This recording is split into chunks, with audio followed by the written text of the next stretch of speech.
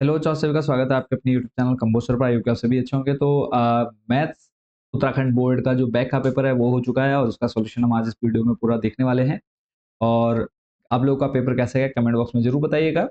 बाकी आप लोगों से एक रिक्वेस्ट भी है कि अगर आप लोगों के पास फिजिक्स और मैथ्स के अलावा कोई और क्वेश्चन पेपर है या फिर आपके किसी दोस्त ने या फिर आपके किसी जानने वाले ने अ, अगर अदर सब्जेक्ट चाहे वो आर्ट साइड का हो, चाहे साइंस साइड का हो या फिर क्लास 10th का हो, अगर उसने अगर कोई पेपर दिया है बैक का तो आप लोग ज़रूर हमें इस व्हाट्सएप नंबर पर उस पेपर की पीडीएफ बना करके ज़रूर भेजिएगा, ताकि हम वो जो पेपर है और प्लस उसका सॉल्यूशन हमारी वेबसाइट पर अपलोड कर पाएँ, ताकि जो नेक्स्ट ईयर जो बच्चे आएँगे, जिस जैसे इस बार आप लोग को पुराने पेपर नहीं मिल रहे थे, तो जो नेक्स्ट ईयर बच्चे आएँगे उनको ऐसी प्रॉब्लम का सामना ना करना पड़े। तो इसलिए आप लोगों ने सिंपली क्या करना है, हमें इस व्हाट्सएप नंबर पर पीडीएफ बना करके सेंड कर देना है पेपर, हम उसका सॉल्यूशन साथ में अपलोड कर देंगे। तो वो आप free of cost any time कभी जाकर के वहाँ से डाउनलोड करके देख सकते हैं या फिर अपने दोस्तों में शेयर कर सकते हैं। तो ये एक काम ज़रूर कर दीजिएगा। वापस लेके चलता हूँ आपको क्वेश्चन पेपर पर। ये क्वेश्चन पेपर जो कि क्लास 12 सब्जेक्ट मैथ्स का है और बैक पेपर है उत्तराखंड बोर्ड का। क्वेश्चन पेपर बहुत ज़्यादा ईज़ी आया हुआ था, कोई क्वेश्चन आउट ऑफ सिलेबस नहीं था। या बच्चों के मैसेज आ रहे थे कि सर इसमें एक क्वेश्चन जो है वो आउट ऑफ सिलेबस है। तो कोई क्वेश्चन आउट ऑफ सिलेबस नहीं है, वो एक्सरसाइज में क्वेश्चन नहीं है, बट एग्जाम्पल में उससे रिलेटेड आपको क्वेश्चन दिया हुआ है। तो जैसे फर्स्ट का कहा है, इसमें कहा है साइन इनवर्स 1/√2 का मुख्य मान बताना है आपको। किसका मान बताना है? साइन इनवर्स 1/√2 का मुख्य मान बताना है। चार ऑप्शन आपको यहाँ पर दिए गए हैं, पाई/3।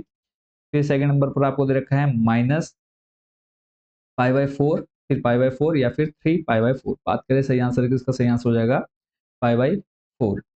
ठीक है। अब वो भी मैं आपको दिखा देता हूँ कि कैसे आएगा, क्योंकि ये एग्जाम जो है ये आपके एग्जाम्पल में ये क्वेश्चन दिया हुआ है। ठीक है, तो यहाँ से आप इसको देख सकते हैं, ये आपके सामने यहाँ पर है। तो इसको मैं आपके सामने सेट कर देता हूँ। तो ये कंप्लीट देखो, आप यहाँ पे देख सकते हैं इसका कि पाई/4 कैसा आएगा। सेकंड क्वेश्चन था आपका, अवयव ए तथा बी एक दूसरे के व्युत्क्रम होंगे केवल यदि। ठीक है, यहाँ पे आपको दे रखा है ए बी बराबर बी ए, फिर ए बी बराबर B equal to 0, A B बराबर बी इक्वल टू आई, फिर ए बी बराबर 0 और बी इक्वल टू आई। तो इसका जो सही आंसर हो जाएगा, चार ऑप्शन आपको दे रखे हैं, फोर्थ नंबर सही हो जाएगा, A B equal to B A equal to I.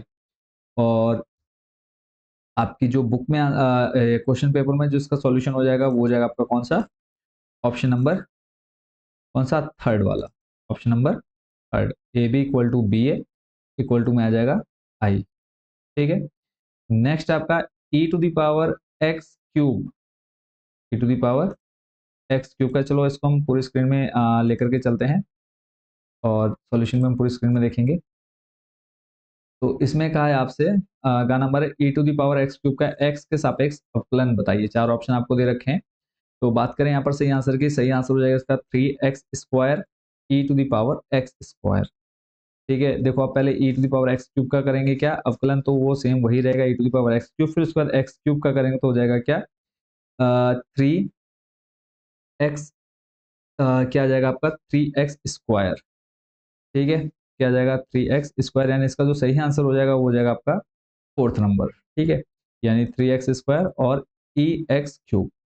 Complete. चलते हैं नेक्स्ट आपके अगले क्वेश्चन पर। इसको मैं आप लोग को स्क्रीन पर दिखा भी देता हूँ, ताकि बच्चे फिर कहेंगे कि सर कैसे पॉसिबल है। तो वो आपका इस तरह से पॉसिबल है। ठीक है, यहाँ पे हमने पूरा सॉल्यूशन आपको दिया गया है, दे दिया है। नेक्स्ट देख लेते हैं अगला जो प्रश्न है। इसमें कहा है कि एक वृत्त की त्रिज्या r बराबर 6 सेंटीमीटर पर r के सापेक्ष क्षेत्र में परिवर्तन की दर निकालनी है। ठीक है, क्षेत्रफल में परिवर्तन की दर निकालनी है, यानी किसके सापेक्ष? r के सापेक्ष, यानी ये हो जाएगा आपका dA/dr आपको निकालना है। r दे रखा है 6 सेंटीमीटर, तो इसका जो सिंपल सा आंसर हो जाएगा बच्चों वो हो जाएगा 12 पाई, यानी सेकंड वाला इसका करेक्ट आंसर है। कैसे होगा वो भी मैं आपको दिखाने की कोशिश करूंगा। यहाँ पर आप देख सकते हैं कि 12 पाई इसका करेक्ट आंसर हो जाएगा। ठीक है, नेक्स्ट चलते हैं अगले प्रश्न पर। नेक्स्ट क्वेश्चन है आपका, अड़ा नंबर है। ई इंटीग्रेशन करना है आपको, e to the power x 1 plus x अपन में cos square x e to the power x dx का मान बताना है आपको। चार ऑप्शन आपको दे रखे हैं।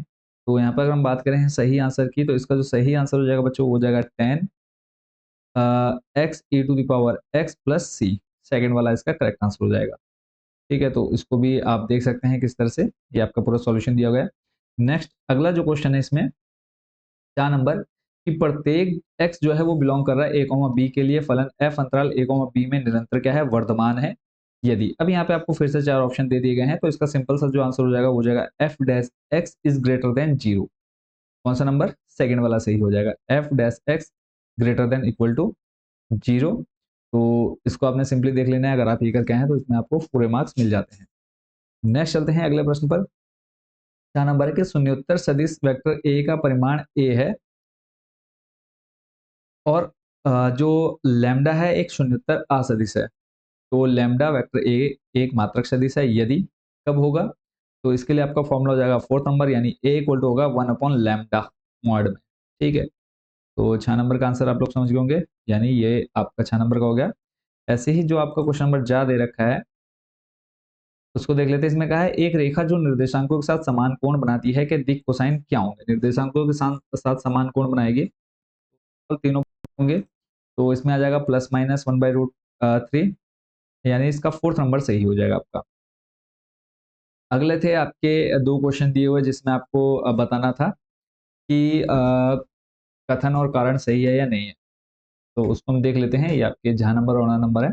उससे पहले मैं आपको फिर से बता दूं कि अगर आपके किसी दोस्त या फिर जानने वाले के पास क्लास 10th या फिर क्लास 12th के किसी भी सब्जेक्ट का बैक पेपर है या फिर किसी ने दिया है, तो आप लोग जरूर हमें इस व्हाट्सएप नंबर पर मैसेज कर दीजिएगा पीडीएफ बना करके, ताकि हम उसको आप लोगों के लिए उसका सॉल्यूशन भी ला पाएँ और उसका जो पीडीएफ है वो हम वेबसाइट पर भी अपलोड कर पाएँ, ताकि जो नेक्स्ट ईयर बच्चे हैं वो इजिली वहाँ से डाउनलोड करके प्रिपरेशन कर पाएँ। नेक्स्ट जो आपका क्वेश्चन था वो था 3 कोटि वाले किसी अवकलन समीकरण के व्यापक हल में उपस्थित स्वच्छ अचरों की संख्या 3 होती है।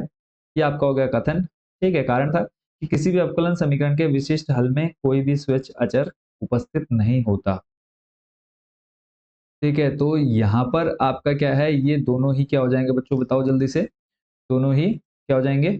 तो इसमें क्या है, जो दोनों यानी कथन भी जो दे रखा है और जो कारण दे रखा है दोनों सही है, यानी 3 कोटि वाले जो है इसमें व्यापक हल में जो स्वेच्छ अचरों की संख्या होती है वो 3 होती है, सही है। फिर किसी भी अवकल समीकरण के विशेष हल में कोई स्वेच्छ अचर उपस्थित नहीं होता, तो ये भी क्या हो जाएगा, ये भी सही है। और बात करें तो ये आपको चैप्टर नंबर 8 में मिल जाएगा, यानी ए और आर क्या है, दोनों सही हो जाएंगे। ठीक है, और क्या है, दोनों सही। चैप्टर 9 में आपको ये एक्सरसाइज 9.2 से पहले देखने को मिल जाएगा, यानी यहाँ पर ए और आर क्या है, दोनों सही है। ठीक है, तो अगर हम बात करें इसमें आंसर की, तो आंसर आपका क्या हो जाएगा कि सेकंड वाला हो जाएगा, ए तथा आर दोनों सही है परंतु आर ए की सही व्याख्या नहीं करता है। ठीक है, क्योंकि दोनों कथन अलग अलग है, तो सेकंड नंबर इसका सही हो जाएगा। नेक्स्ट चलते हैं, अगला वाला जो दे रखा है इसमें कि शून्य सदिश का आरंभ बिंदु तथा अंतिम बिंदु संपाती होते हैं, सही है। फिर है शून्य सदिश की दिशा निश्चित होती है, ये कथन आपका गलत है, यानी आपका ए सही है पर आर असत्य है। तो इसके लिए जो आंसर हो जाएगा वो आ जाएगा ए सही है परंतु आर गलत है। तो थर्ड वाला हो जाएगा आपका किसका, नेक्स्ट वाला यानी अना नंबर का आंसर हो जाएगा। अगला प्रश्न है सेकंड वाला, प्रश्न नंबर 2 था कि दिखाइए कि समुच्चय 1 2 3 में आर बराबर आपको दे रखा है 1 1 2 2 3 3 1 2 2 3 द्वारा प्रदत्त संबंध आर क्या है, स्वतुल्य है। ये आपको स्वतुल्य दिखाना था, तो इसका आंसर मैं आपको पूरा कंप्लीट दिखा देता हूँ। तो ये रहा इसका कंप्लीट सॉल्यूशन, तो आपने लास्ट में लिख देना था आर स्वतुल्य है। ठीक है, चलते हैं नेक्स्ट क्वेश्चन पर। एक क्वेश्चन को डिटेल में समझेंगे, वीडियो काफी लेंथी हो जाएगी, तो आप लोग बस आंसर देखते चलेंगे। क्वेश्चन नंबर 3 है integration 0 to 1 x upon x square plus 1 dx का मान ज्ञात कीजिए। इंटीग्रेशन करना था, वो बहुत ही बेसिक क्वेश्चन था इंटीग्रेशन का, तो 1/2 log 2 इसका आंसर है। अगला प्रश्न है यदि y बराबर a to the power x तो dy ओवर dx ज्ञात कीजिए, जहां a एक धन अचर है। तो इसका आंसर देख लेते हैं। क्वेश्चन नंबर आपका जो 4 है, y बराबर a to the power x है, सिंपल दोनों और आपने log लेना है, और पूरा जब आप इंटीग्रेशन करेंगे तो जो फाइनल आंसर आ जाएगा, क्या आ जाएगा last, dy over dx equal to आ जाएगा a to the power x log a। ठीक है, ये आपका फाइनल आंसर हो जाएगा, इक्वल टू y क्या है यहाँ a to the power x हमें दे रखा। ठीक है, चलते हैं नेक्स्ट क्वेश्चन नंबर 5 पर। क्वेश्चन नंबर 5 है आपका कि किसी उत्पाद की x इकाइयों के विक्रय से प्राप्त कुल आय आर एक्स रुपयों में दे रखा है कि x square plus x plus 15 से प्रदत्त है, सीमांत आय ज्ञात की, जबकि x बराबर क्या है 7।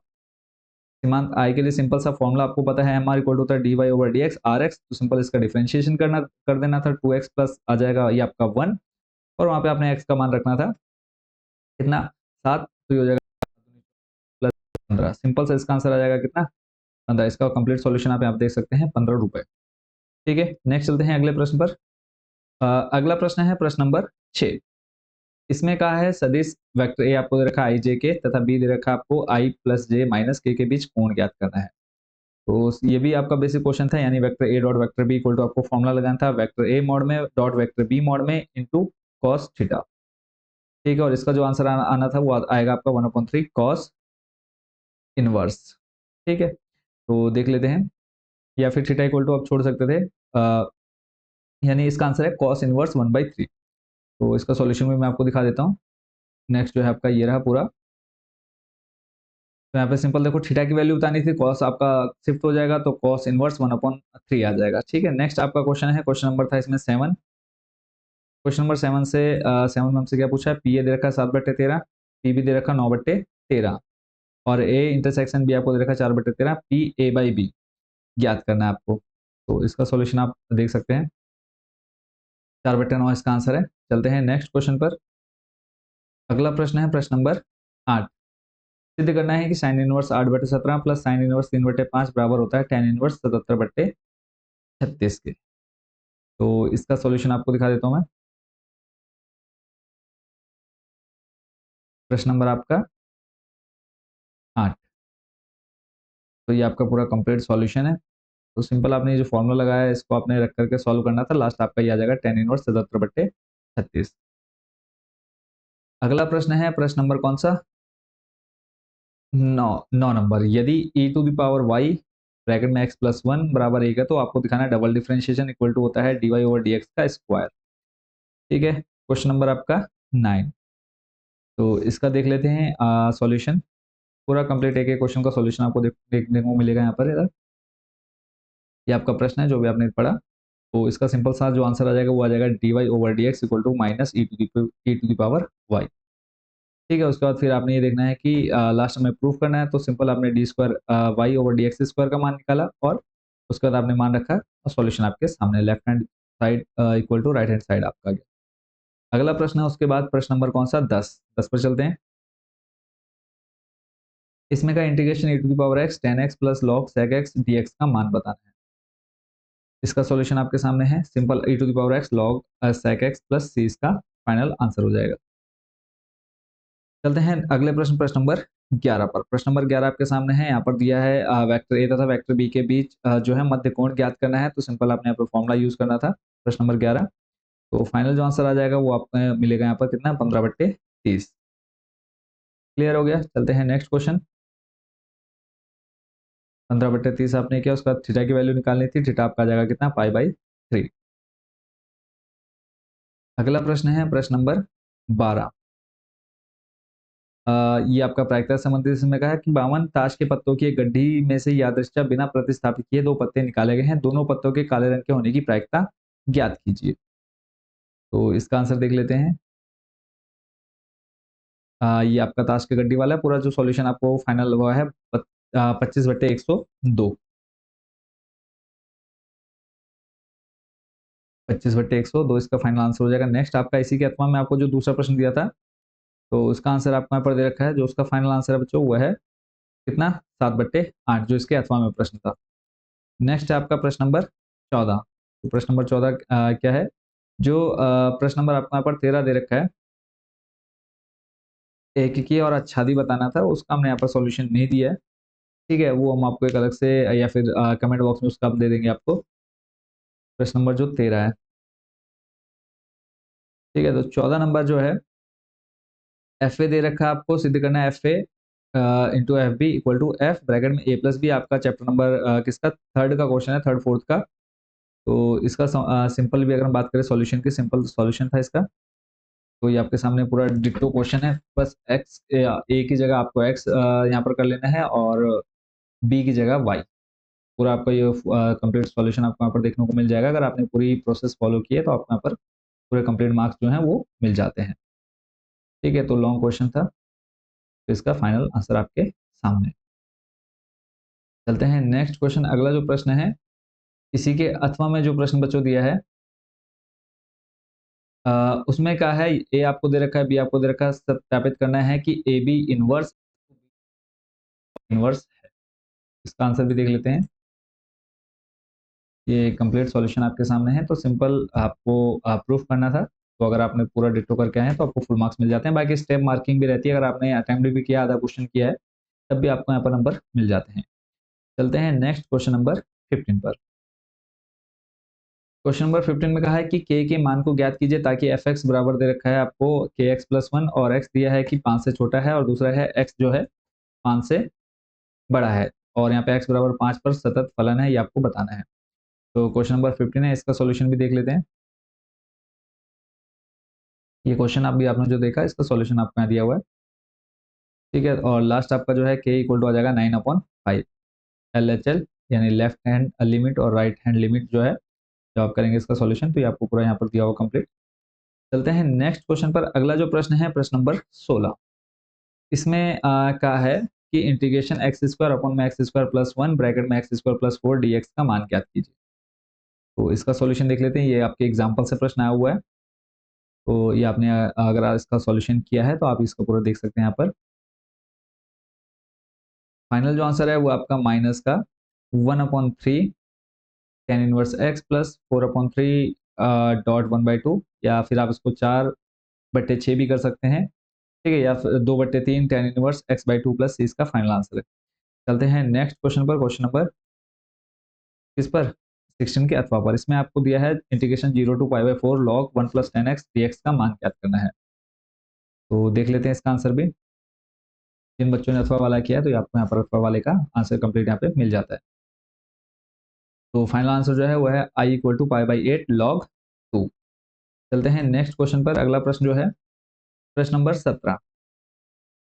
इसमें कहा है रेखा युग्म आर आपको दे रखा है, फिर दूसरा जो आर है, ठीक है, वेक्टर आर, और दूसरा है आपका वेक्टर आर जो दे रखा है, के बीच का कोण ज्ञात कीजिए। क्या ये दो रेखाएं एक दूसरे पर लंबवत हैं? तो इसका सॉल्यूशन जिन बच्चों ने किया, आप यहाँ पे इसका पूरा कंप्लीट सॉल्यूशन देख सकते हैं। और बहुत ही इजी क्वेश्चन था, जिन बच्चों ने इसकी प्रैक्टिस करी थी तो इसलिए इसमें अच्छे मार्क्स ला सकते हैं इस पेपर में। तो थीटा इक्वल टू आपका क्या, कॉस इनवर्स 19 आ जाएगा इसमें, कॉस इनवर्स 19/21, ठीक है। नेक्स्ट है आपका क्वेश्चन नंबर 18। इसमें भी कहा है यदि सदिश वेक्टर ए आपको दे रखा है, फिर वेक्टर बी दे रखा है, वेक्टर सी दे रखा है, फिर आपको बताना है कि vector A plus m vector B तथा वेक्टर सी परस्पर क्या है, लंबवत है, तो एम का मान ज्ञात करना है आपको। क्वेश्चन नंबर 18 ये आपका क्वेश्चन है, और आपकी एक्सरसाइज से ये क्वेश्चन है। तो लैम्डा इक्वल टू आपका कितना आ गया है, 8। लंब बोला है तो आपने क्या लिखा, आपको इक्वेशन पता है कि फॉर्मूला आपको याद होना चाहिए, vector A plus lambda vector B dot C है इक्वल टू 0, तो लैम्डा का मान आपका कितना निकल करके आ गया, 8। अगला जो प्रश्न है उस पर लेके चलते हैं। प्रश्न नंबर कौन सा, 19 नंबर, ठीक है। जो इसका अथवा वाला है, अथवा वाला यहाँ पर हमने नहीं किया है। क्वेश्चन नंबर 19 जो है उसको देख लेते हैं। इसमें क्या है, निम्नलिखित समीकरण निकाय को आव्यूह विधि से हल कीजिए। 5 नंबर का प्रश्न है, और आव्यूह विधि चैप्टर आपका ये 4 है, ठीक है, उसमें आपका ये क्वेश्चन मिलेगा। और इसी के जो अथवा वाला क्वेश्चन है वो भी आपको यहाँ पर देखने को मिल जाएगा। तो पहले हम जो 14 मेन है उसको देख लेते हैं। 2x + 3y करके जो आपको क्वेश्चन दिया है, ये आपका है 2x + 3y क्वेश्चन। और इसका अगर हम बात करें x y z का जो मान है वो आपके निकल करके आए हैं x1 y2 और z बराबर -1, ठीक है। जिन बच्चों ने किया आप यहाँ से पूरा इसका सॉल्यूशन देख सकते हैं।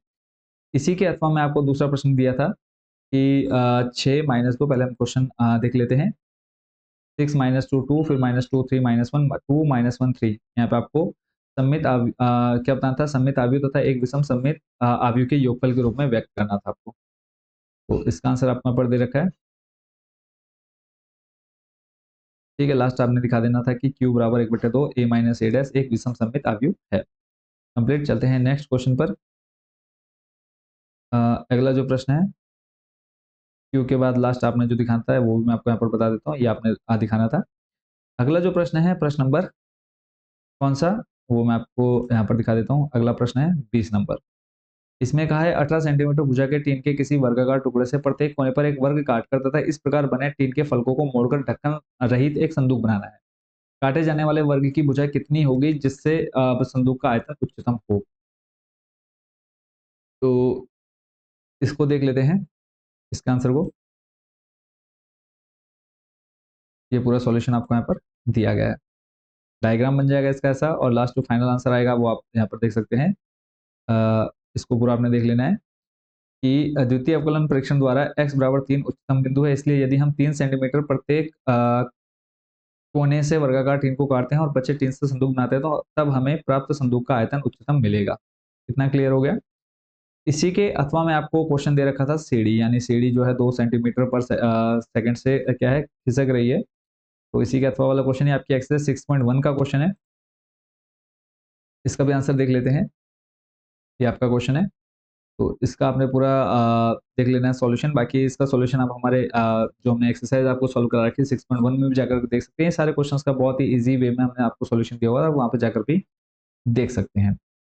ठीक है, तो इसका जो आंसर है वो है आप जाएगा dy over dt equal to -8/3, यानी 8/3 सेंटीमीटर की दर से क्या है घट रही है। कंप्लीट। देखते हैं नेक्स्ट क्वेश्चन आपका, क्वेश्चन नंबर 21।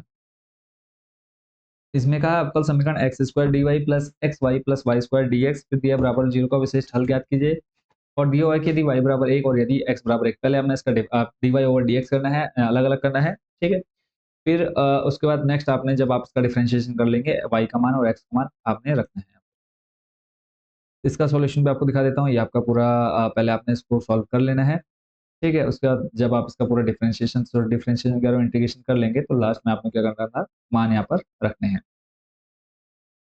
लॉन्ग क्वेश्चन था, तो ये फाइनल जो इसका आंसर है वो है y plus 2x plus 3 equal to 3x square y. ठीक है, नेक्स्ट जो क्वेश्चन है आपका उसको लेके चलते हैं। क्वेश्चन नंबर आपका अगला जो है 21 का, जो अथवा में दे रखा है कि अवकल समीकरण 1 plus x square d y over d x plus 2xy equal to 1/1 plus x square का विशिष्ट हल ज्ञात कीजिए। दिया हुआ है कि y बराबर 0 और x बराबर 1।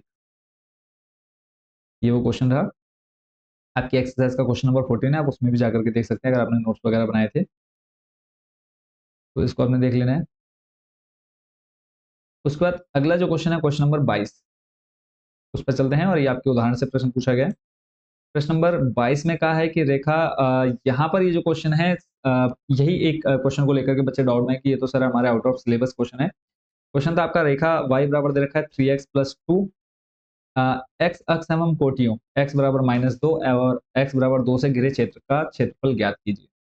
अब यही डिटो क्वेश्चन है, सिर्फ जहां आपको एग्जाम में, सॉरी अभी जो ये आपका एग्जाम्पल है उस एग्जाम्पल में आपको यहाँ पर दे रखा है -1 एवं 1, तो जहां आपने ये 1 और 1 किया बस वहीं पर आपने बस चेंज करना था इसको -2 से 2 में। ठीक है, पूरा आपका डिटो क्वेश्चन देखो आप एग्जाम्पल में जब जाएंगे बुक में तो आपको वहां पर देखने को मिल जाएगा। ठीक है, तो ये आपके सिलेबस में है, आपके आउट ऑफ सिलेबस क्वेश्चन नहीं है। तो इसका जो फाइनल आंसर है वो जब आप इसको -2 और 2 रखेंगे तो आपका जो फाइनल आंसर है वो आ जाएगा। ठीक है, तो बाकी जो प्रोसेस है वो पूरी ऐसे ही रहने वाली है। अगला प्रश्न है प्रश्न नंबर 23।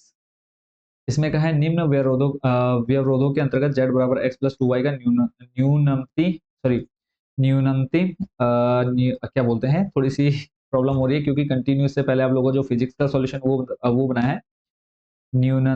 न्यूनतमीकरण तथा अधिकतमीकरण कीजिए, क्योंकि कंटिन्यू बोलने से और कंटिन्यू ऐसा नहीं है कि वो भी फिजिक्स का जो सॉल्यूशन लगभग 40 मिनट की वो वीडियो बनी कंप्लीट सॉल्यूशन 35 से 40, तुरंत उसके बाद आपकी ये वीडियो स्टार्ट करती है।